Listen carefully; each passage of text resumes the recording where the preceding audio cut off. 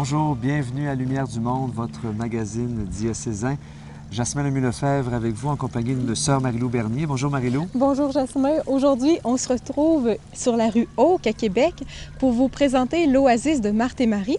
Et ce sera grâce à un reportage d'un de nos nouveaux collaborateurs à l'émission, l'abbé Yves Rancourt. Alors, cette œuvre qui a comme mission spéciale l'accueil des prêtres. Oui, et pour assurer la relève de cette prêtrise, il y a le petit séminaire diocésain. Et cette année, ils ont déménagé sur la rue Marie-Victorin, à Sainte-Foy. Et pour démarrer l'année, ils ont organisé un camp d'été avec tous les jeunes qui participent à ce petit séminaire diocésain et nous y étions. Cette semaine aussi, un reportage sur les brebis de Jésus. Donc, c'est un plaisir pour moi que vous puissiez connaître un peu plus la mission du mouvement dans lequel je suis engagée. Alors, j'ai eu la chance d'accueillir chez nous la journaliste Linda Doyon et de préparer les images qui suivent. Bonne émission.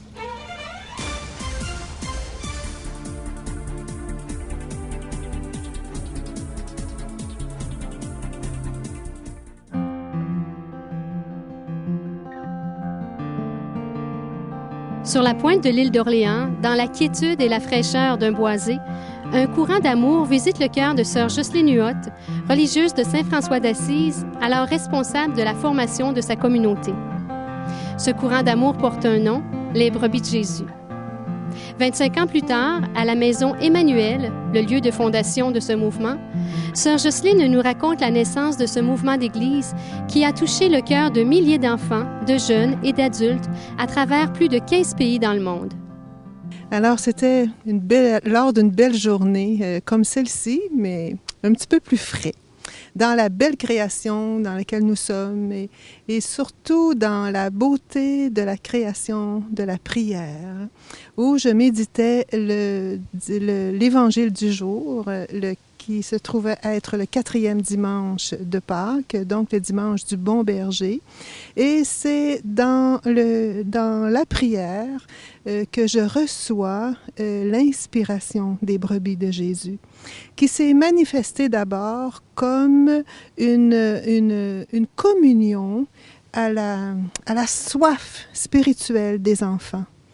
Une communion, je dirais, d'une part douloureuse, parce que je voyais ces enfants en attente de révélation, en attente de vie, en attente de découverte et de communion à leur berger, à leur sauveur, à leur Seigneur. Alors, comment ça va? Ça va bien. Est-ce que vous savez comment je me nomme? Non. Sarah. Eh ben non, je m'appelle pas Sarah, c'est pas vrai, je m'appelle Catherine. Et il nous invite vraiment à une vie de prière authentique. C'est vraiment prier le bon Dieu, mais avec tout notre cœur, toute notre âme. Puis même lui, là, il passe des heures et des heures et des heures à prier devant le tabernacle. Alors, ça a été mon premier temps de communion, de cette rencontre avec ces enfants. Et ensuite, cette tendresse du bon berger qui veut venir à la rencontre de ses enfants pour les nourrir de sa parole, pour leur révéler son nom. Et je reçois cela dans la prière. Et je reçois aussi dans le même mouvement, je perçois une circulation d'amour entre le bon berger et qui se manifeste à moi, sa tendresse, sa détermination à venir rejoindre ses enfants, une circulation d'amour. Et cette circulation d'amour a un nom, et ça s'appelle les brebis de Jésus.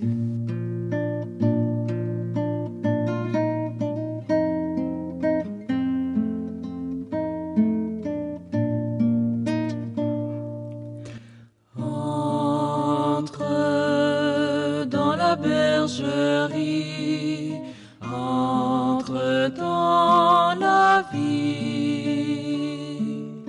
entre par le cœur de Marie, entre et sois béni. Et quels sont les éléments fondamentaux d'une rencontre des brebis de Jésus? Alors là, c'est une très, très belle question. Dans un premier temps, ce que j'appelle la mise en route, nous avons l'appel des brebis, qui déjà nous situe dans un climat de rencontre avec celui qui vient nous chercher, le bon berger, qui nous appelle par notre nom et pour qui nous sommes ses brebis. Et ensuite, nous entrons dans la bergerie avec notre chantème. Entrer dans la bergerie, c'est accepter d'entrer dans le cœur de Jésus, c'est accepter de se mettre à son écoute. Au départ, on se fait nommer chacun par notre nom. Et par la suite, on entre dans la bergerie, comme qu'on pourrait dire. En chantant « Entre dans la bergerie », on s'en va déposer nos brebis dans la petite enclos. À la fin, on fait une bénédiction. Puis des fois, après ce passage-là qu'on lit, on cherche à l'intérieur de nous qu'est-ce qu'il nous dit, ce passage-là. Chaque évangile est approché en 3 temps différents. Dans un premier temps, nous avons cette approche. Ça veut dire que nous prenons le temps de nous approcher de la personne de Jésus, de nous mettre dans le contexte du récit. Dans un deuxième temps, nous sommes avec Jésus, nous expérimentons sa parole, nous la laissons descendre dans notre cœur, nous la laissons nous transformer, nous purifier, nous sanctifier. Et dans un troisième temps, nous allons ensuite annoncer cette parole. Donc, nous sommes dans l'Esprit Saint, missionnaires de l'amour du bon berger pour nous. Alors, 3 temps, 3 rencontres, 3 expériences d'amour avec le bon berger.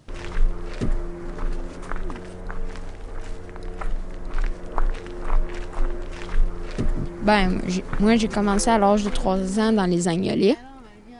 Il y avait ça comme activité à l'église.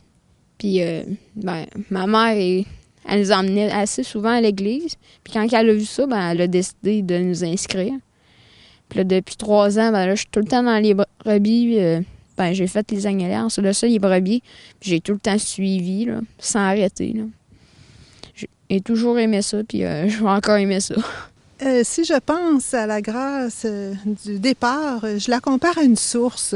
Puis une source, quand elle jaillit, elle cherche un lit pour se répandre. Alors, je pense qu'il y a plusieurs rivières qui sont nées de cette source. Et je pense, tout d'abord, c'est sûr, pour les enfants de 6 à 12 ans, les brebis de Jésus. Et des enfants ont désiré continuer dans le mouvement. Alors, ça a donné naissance à une autre étape, les pastoureaux. Et on a voulu encore demeurer dans le mouvement. Alors, ça a donné naissance à la fraternité Jésus Pasteur. Et des enfants voulaient aussi amener leurs petits frères, leurs petites sœurs. Alors, on a ouvert une nouvelle voie qui s'appelle les Agnolets. Ce qui se vit depuis quelques années, c'est aussi des personnes qui, à l'intérieur même du mouvement, veulent continuer de vivre de cet amour du bon berger et d'en témoigner. Alors, il y a des chemins d'engagement qui se sont ouverts. Et je pense à des dames qui sont seules et qui se sont consacrées au Seigneur, que l'on appelle les servantes de l'agneau, et qui vivent profondément de cette spiritualité et qui est davantage orientée vers la sanctification des prêtres. Il y a aussi un mouvement de famille qui s'est développé depuis quelques années, regroupé sous le thème de les familles du bon berger. Alors, autant d'avenues qui sont un déploiement de la grâce du charisme au cours des 25 ans.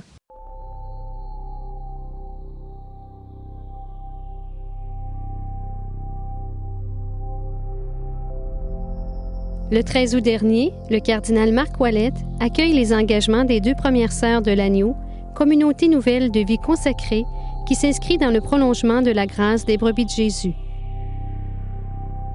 Docile au souffle de l'Esprit et abandonné entre les mains du Père, devant la communauté chrétienne ici présente et entre tes mains, Sœur Jocelyne, moi, Véronique, je fais pour 1 an le vœu de chasteté, de pauvreté et d'obéissance, selon le charisme et la mission des Sœurs de l'Agneau.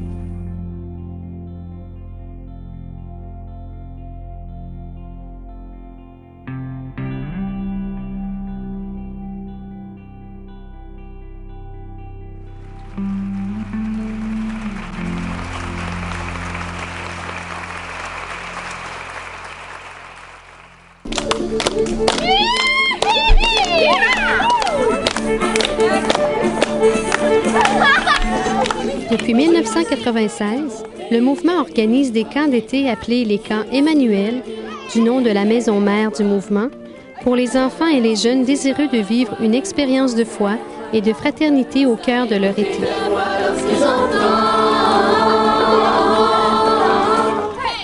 Bien, je m'appelle Marie, puis j'ai 9 ans. Jusqu'à maintenant, cette semaine, ce que j'ai aimé le plus, c'était quand on faisait le feu. Là. Ben, l'histoire du curé d'Ars, de Saint-Jean-Marie de Vianney. Là.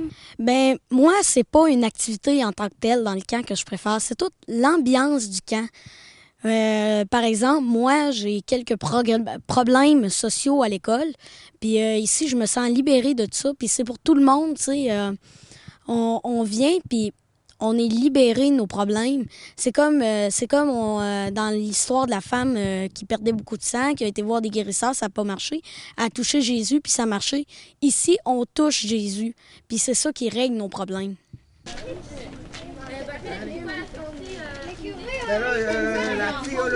Une équipe de jeunes adultes assure l'animation des camps Emmanuel. Au nom de Jésus, ils sont des témoins de la tendresse du bon pasteur pour chacune de ses brebis. Donc, la thématique cette année, c'est « Me voici ». Ça, c'est vraiment le thème principal. C'est vraiment la thématique de l'offrande, surtout en continuité de l'année sacerdotale. Le Me voici de Jésus qui s'est offert sur la croix pour racheter les péchés du monde. Le Me voici des prêtres à leur ordination. Et le Me voici, c'est notre mission de prêtre en tant que baptisé, de dire « Me voici » à chaque instant de notre vie.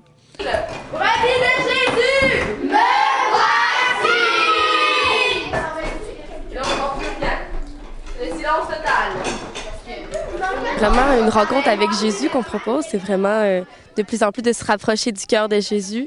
Particulièrement cette année, comme le thème, c'est l'année sacerdotale, on parle de l'offrande, donc c'est encore plus près du mystère du cœur de Jésus. C'est vraiment impressionnant comme les enfants sortent transformés. Ils ont la chance de vivre le sacrement du pardon, de vivre une Eucharistie aussi. Puis on voit vraiment que on est des faibles instruments, mais c'est vraiment le Seigneur qui agit à travers nous et qui permet des merveilles. Il y a vraiment des belles transformations. J'ai encore jamais entendu un enfant qui a dit qu'il a pas aimé son camp, qu'il part toujours avec le sourire, toujours avec quelque chose de plus. Des fois, c'est dans l'invisible, des fois, on voit pas encore les fruits, mais c'est vraiment impressionnant. C'est vraiment le bon Dieu qui est impressionnant, plus que nous.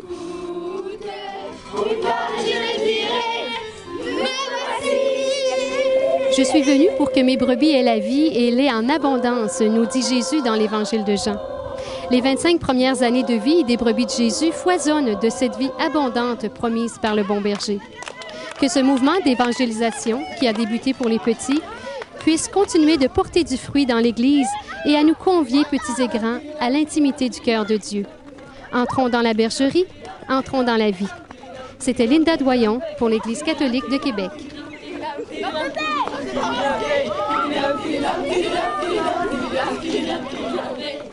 Vous devriez toutes venir ici. Vous allez voir, c'est extraordinaire.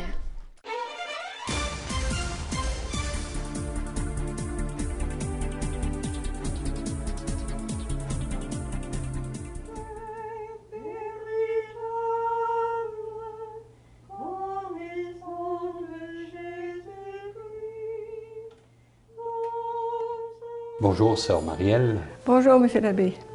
Nous sommes ici à la maison Oasis de Marthe et Marie. Oui. Une résidence, maison qui accueille les prêtres. Et j'aimerais que vous nous parliez de cette œuvre qui est la vôtre ici. Bien, comme vous avez dit, c'est vraiment une maison d'accueil pour les prêtres. Mais il y a aussi des séminaristes, des agents de pastoral qui peuvent venir. Mais pour un court séjour. Et j'ajouterais, des évêques peuvent venir. Et effectivement, il y en a qui viennent pour se ressourcer ou se reposer tout simplement. Vous êtes l'animatrice responsable de cette maison ici. Oui. Et depuis combien d'années cette maison est fondée? Elle est ouverte depuis le 8 septembre 2003. La fête de la Nativité de Marie. Oui, parce que c'est important. Toutes nos fondations ont été réalisées un jour de fête mariale. Pourquoi vous occupez-vous de cette maison? pour que les prêtres puissent vraiment se détendre, se reposer, se ressourcer, ou même simplement, lorsqu'ils sont en passage pour se rendre à un autre lieu plus éloigné, ils ont besoin d'un pied-à-terre. Mais il faut que ce soit un bref séjour. On ne veut pas nuire à la résidence Vachon qui accueille les prêtres retraités. Et vous êtes de quelle communauté, vous? Je suis une oblate de Béthanie, une communauté fondée par le père Eugène Prévost en 1901 en France. Et puis, il a voulu que les oblates prient devant le Saint-Sacrement exposé chaque jour pour les prêtres, pour qu'ils soient heureux et saints dans leur ministère.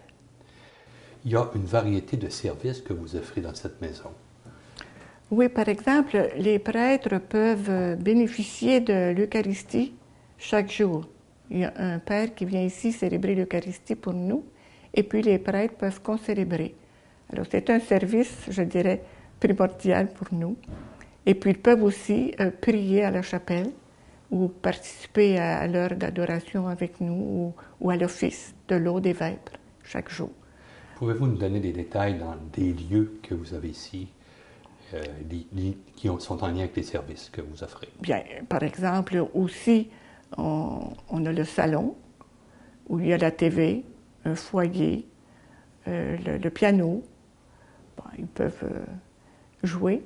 Et puis aussi une autre salle de lecture où se trouve la bibliothèque, l'Internet, l'accès à l'Internet. Vous pouvez envoyer vos courriels, les recevoir. Autant de petits services à la bibliothèque.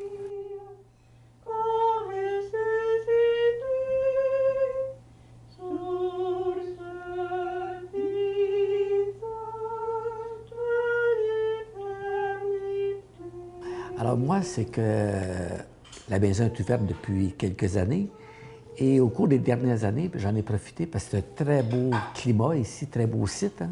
J'en profitais au cours de l'été pour venir passer quelques semaines de vacances. Très bien. Et l'année dernière, après près de 40 ans de ministère, j'ai eu l'opportunité d'avoir une année sabbatique. Et comme je connaissais déjà l'endroit ici et que mon lieu d'études était à Québec, à la Villa Marèze, alors c'est comme ça que j'ai demandé à venir pour l'année. Et j'ai pu bénéficier des services, dans le fond, depuis 1 an ici.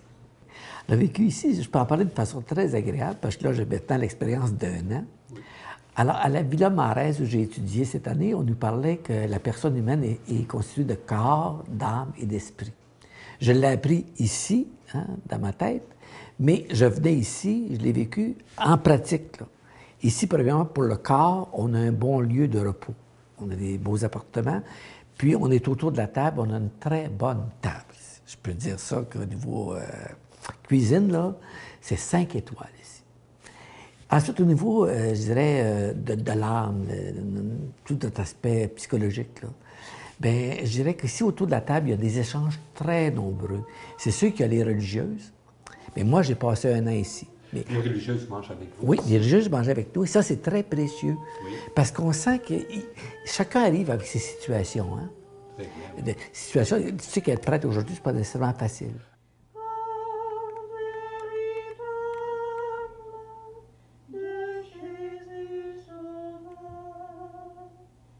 L'extérieur, oui. Ah, à l'extérieur, bien là, vous avez un beau terrain qui est assez aménagé, surtout l'été. Vous avez accès à la piscine. Puis, à l'intérieur, un peu pour l'hiver, vous avez le bain thérapeutique. Il y a aussi une sœur qui peut donner des soins de pied. Alors, si vous avez trop marché dans votre mission, on peut vous soulager vos pieds. Très bien. Où se situe cette maison? Au 1321 avenue Oak. C'est dans Cédry. Au centre de Québec? Oui, on est dans Québec même.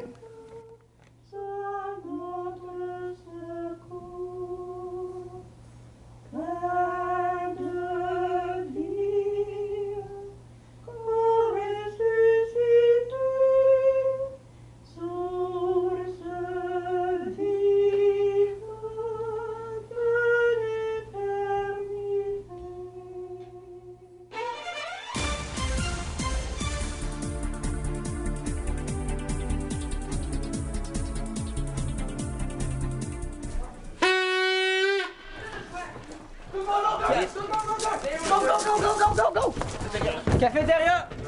Allez, go, café!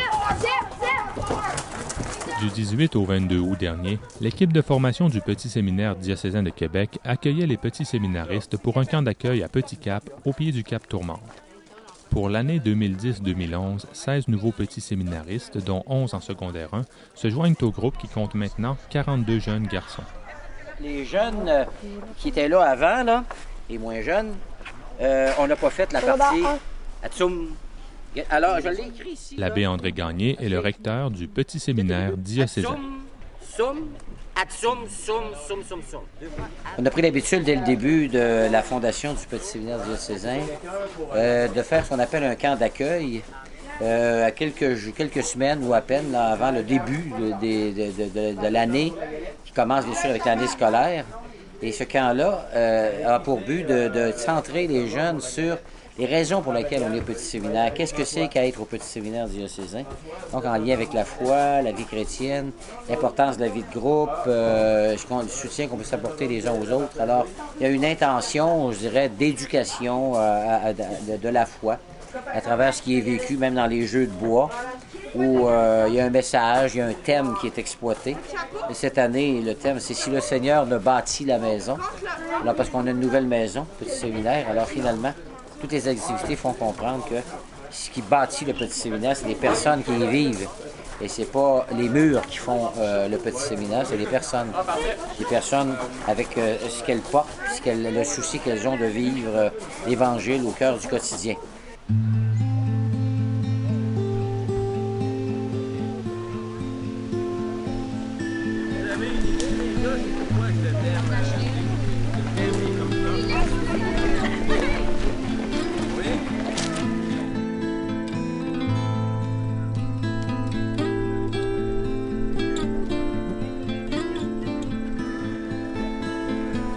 L'arsenal le plus fort contre lequel on ne peut rien. C'est une arme dont le corps demande aucun soutien. Soyons bons avec ces petits papiers, ils vont nous instruire. Curiosité. Dans le regard, c'est le cœur sur la main. À trop lutter contre des mirages, on oublie que les gens ont tous 8 ans d'âge. À trop s'ériger de barrages, on se noie. L'arsenal qui a l'art de calmer les rafales. Je vais aller au Petit Séminaire parce que je veux vivre une vie plus religieuse. À Lille, j'étais assez religieux, mais pas en même temps assez religieux. Alors, moi, je veux juste être meilleur en prière et grandir sans foi. J'ai passé une fin de semaine là-bas au séminaire et j'ai tout de suite compris que c'était là que je voulais aller. J'ai tellement trouvé ça bien. Parce que, premièrement, ça fait grandir notre foi. Et aussi, on fait beaucoup de sport, alors ça j'aime bien ça. Puis aussi, c'est une vie de groupe qu'on fait et ça, c'est le fun. Donc, les secondaires 3, ils ont un rôle particulier. Les secondaires 3, c'est des aides de camp. On va les répartir. Le camp, il se déroule bien. Pour moi, c'est un premier vrai camp. Pas mal de vie là-dedans. Je pourrais dire c'est une plongée dans le vif. Je trouve le camp bien sympathique. Je trouve qu'on a des jeunes de qualité. On a eu un témoignage des nouveaux hier. Puis les nouveaux, ils semblent porter de quoi de beau. Ils portent des aspirations qu'ils n'ont pas eu peur de dire. Il y en a qui s'est articulé très clairement. Je trouve ça assez prometteur. Bonjour, ici Louis Thériault. Nous sommes en compagnie d'Étienne Marceau, un nouveau qui vient au Petit Séminaire diocésain de Québec. Étienne Marceau, pourquoi avez-vous choisi d'aller au Petit Séminaire diocésain de Québec? Moi, je pense que le Petit Séminaire diocésain, c'est parfait pour agrandir ta foi, puis c'est parfait pour quand t'es chrétien, c'est un bon exemple. Si t'as l'intention de devenir prêtre, c'est un bon exemple du séminaire. Jacques! Jacques, toi, pourquoi tu reviens au petit séminaire? Moi, parce que je veux continuer à cheminer dans ma foi, là, puis à vivre avec d'autres gars chrétiens. C'est le fun. 1, 2, 3! qu'on est comme une grande famille, toutes les séminaristes. J'ai pas encore commencé, mais juste en faisant ce camp-là, de 2 jours avec tout le monde ensemble, les secondaires 5 jusqu'au secondaire 1, c'est vraiment le fun. Là, on s'amuse, on est tous ensemble, comme une grosse famille de frères. Là.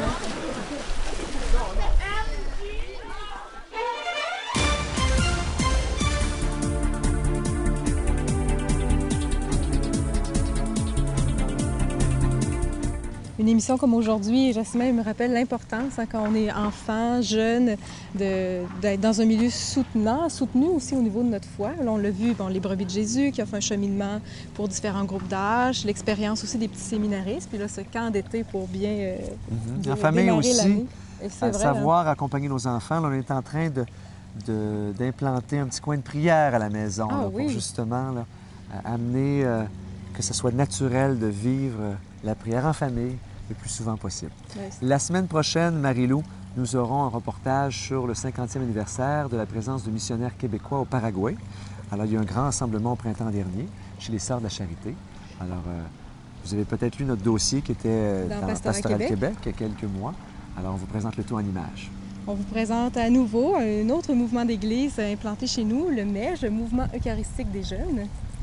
Et le 30e anniversaire des Petits Frères de la Croix a été célébré, imagine, la même journée, le 15 août, que le départ du cardinal Marc Ouellette, cette belle grande célébration à la basilique de Saint-Anne-de-Beaupré.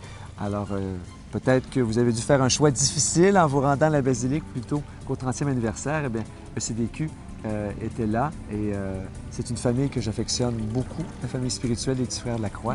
Et c'est avec beaucoup de bonheur que nous vous présenterons tout la semaine prochaine.